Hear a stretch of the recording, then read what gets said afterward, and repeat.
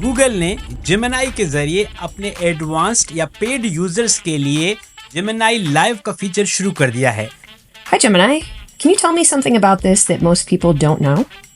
The golden ratio is pretty famous, but here's a fun fact. It pops up in ये बहुत ज़बरदस्त है क्योंकि इसमें आप अपने गूगल फ़ोन से या एंड्रॉयड फ़ोन से अपने फ़ोन की स्क्रीन जेमिनी के साथ शेयर कर सकते हैं। कैमरा ऑन करके आप उसे इर्द गिर्द माहौल दिखा सकते हैं जिस पर वो आपको गाइड कर सकता है।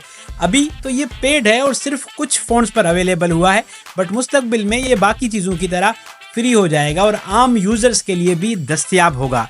ये बहुत फ़ायदेमंद होगा अगर आप पढ़ना चाहते हैं, चीज़ों को समझना चाहते हैं या कोई ऐसा मसला हल करना चाहते हैं जिसके बारे में आपको कोई आइडिया नहीं आ रहा है।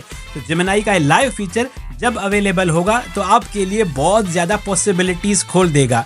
अब क्योंकि बहुत सारी ऐप्स के दरमियान मुकाबला है तो बहुत और ऐप्स हैं जैसे ग्रोक है, मेटा है, ये भी अपने इस तरह के फीचर्स जल्दी यूज़र्स के लिए पेश करेंगे।